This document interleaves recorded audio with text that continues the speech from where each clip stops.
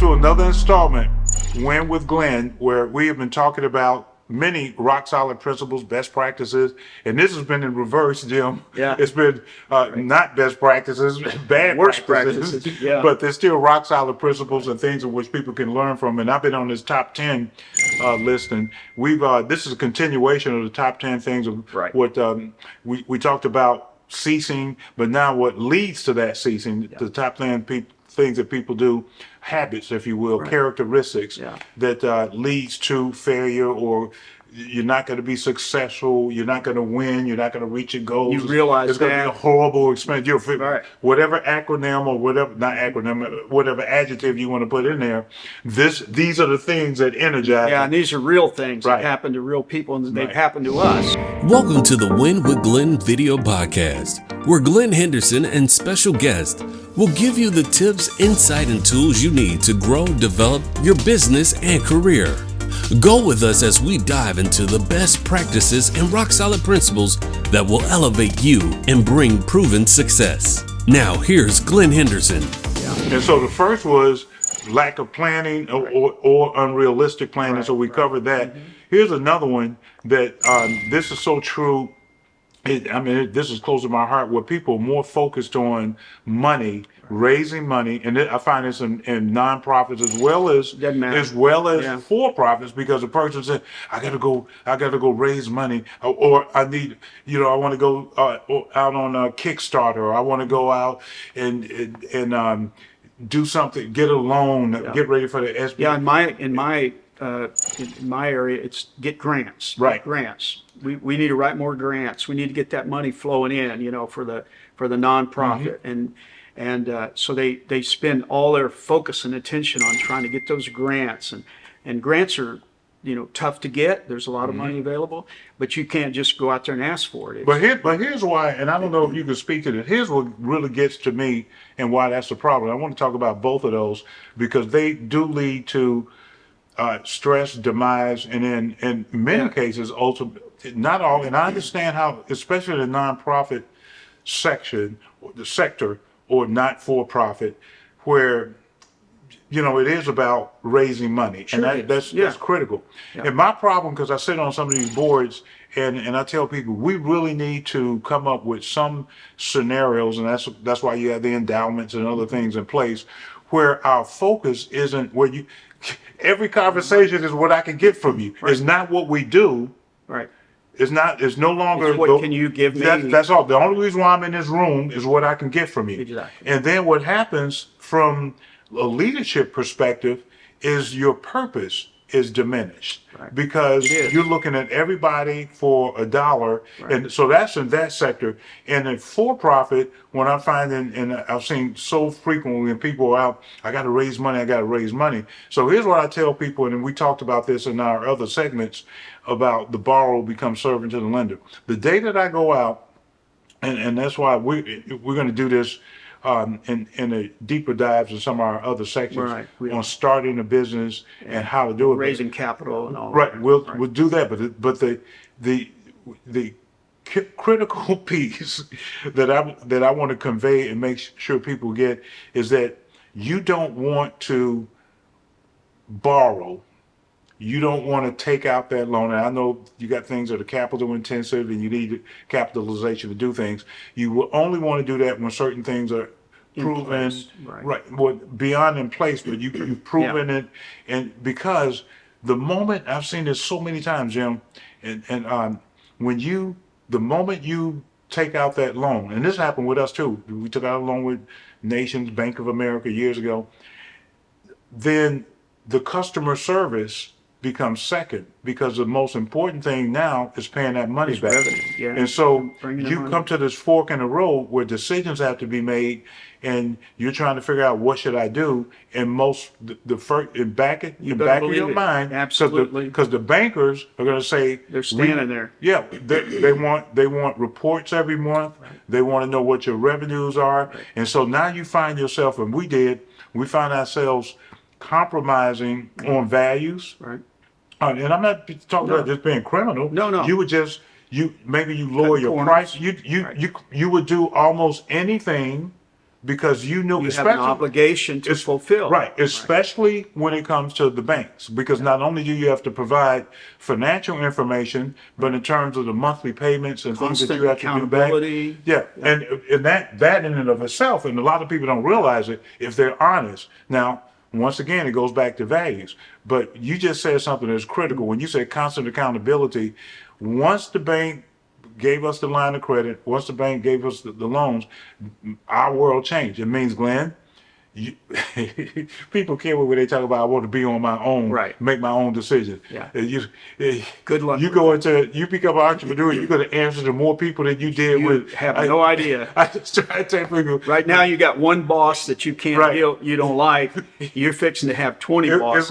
It's like a kid when I was at home. I can't wait to grow up. That's No, right. it was great when Yeah. you were at home and just somebody came in to tell you what to do and you didn't have to worry about anything. exactly But right. when you become an entrepreneur and ain't nobody can tell you what to do, guess what? You got to Everyone. worry about it. Yeah, everybody can tell you what to do. You got to worry about Yeah. everything. So No, and think about the time, the time it now takes. It's not just that you got to pay the money back. It's all the time and focus and attention you have to give. I think that's what the borrow is. the servant to the As lender. a servant to Right. the lender, it takes away the time, the attention, the focus, and so on. The same thing can happen with technology. That's right. Right? Technology can be your friend, but it can also, in a business where its technology is an essential Right. part of that, which is almost everything now.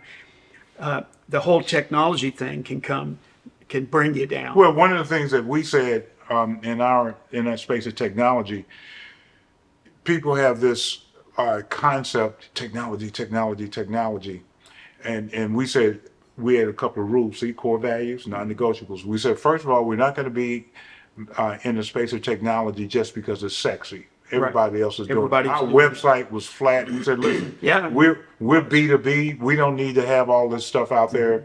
And we literally were B2B. And so we didn't have business to business. We didn't have the consumer Yeah. going to our Looking at the website where you need to have all these Yeah. theoretical bells and whistles, et cetera.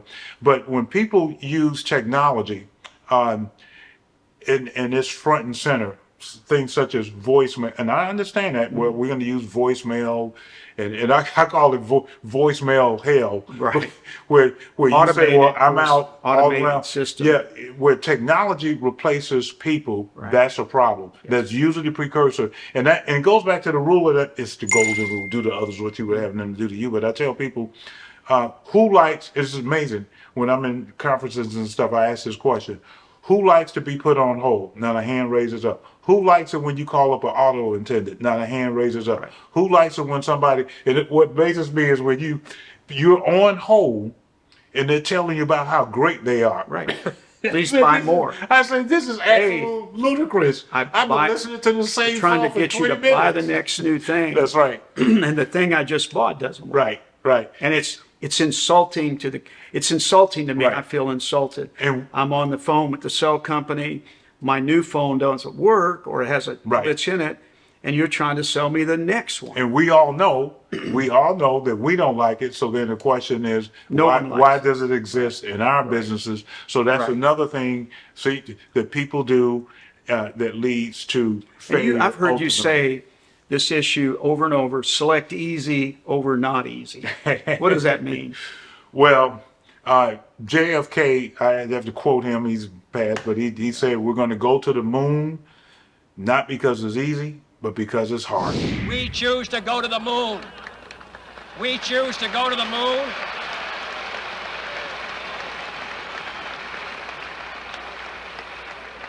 We choose to go to the moon in this decade and do the other things, not because they are easy, but because they are hard. And so I say, wow, that's fascinating. I did a study of that Apollo that went to the moon, of all of the benefits that we even enjoy today. Absolutely. Because we do. of what they said, listen, we're going to go to the moon. and it's going to cause us to think differently. It's going to cause us to stretch. It's going to cause, and we're going to fail in doing certain things, but we're going to learn so much. I remember one of the things that we adopted in our organization, because people like to easy. So I went to a customer and they say, well, tell us what, and this goes to another top 5 reasons why businesses fail, because people always talk about what they do. Okay, what you do? Right. I don't need that. So you come in and you're about, well, this is what I do. Well, so We call it the so dog and what? pony. Yeah. Getting a dog and pony show. And so you always talk about, I hear, and so that's another top 5 things that you're supposed to talk with your ears. If you're doing the talking, you're not selling. Right. And people don't, and you shouldn't even be selling. But so I'm gonna pull all those 3 together. Okay. So I've gone into meetings and I'm not going to tell a person this is what we do. I want to find out what is it that they want. And What do they need? instead of me, we do this, we do this.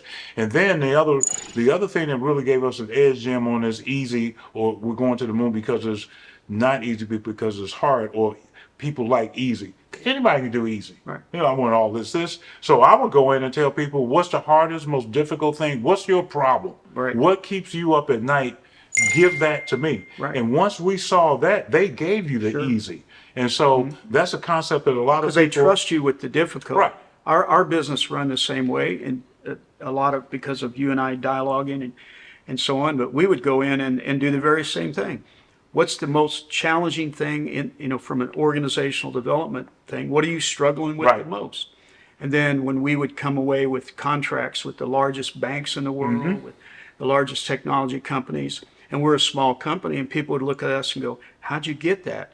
Well, I'm taking what no one else That's wants right. to get. No And one- people don't understand Yeah, that concept. that's You've just now solved. This goes back to the rock solid principle that we established on the front end. Yeah. You just now solved a problem. Right. You relieved an individual. You made their day better. They're enjoying life. They're enjoying what they do. Freeing them up. You have done something significant. It all started from what most people look to do to avoid in their business, and it ultimately causes them to fail because they always are looking for the easy. And if it's difficult, I'm not going to do it. If it's difficult, then I'm not going there. And so that's another reason, is one of the top 5 reasons why people fail. And I'm not going to deprive you of what I've had to go through and what I've learned. So I'm not going to finish this list. We're going to do a 3rd segment on what people do. And if we have to do a 4th have to and a go 5th, again. and this is that negative, what people typically do that leads to failure in business. This is Win with Glenn. I'll see you on the next installment. Thank you for joining us for the Win with Glenn video podcast. Stay connected by following and subscribing to this podcast on these platforms. Join us every week as Glenn and special guests give you the tools you need to grow and have a successful business or career.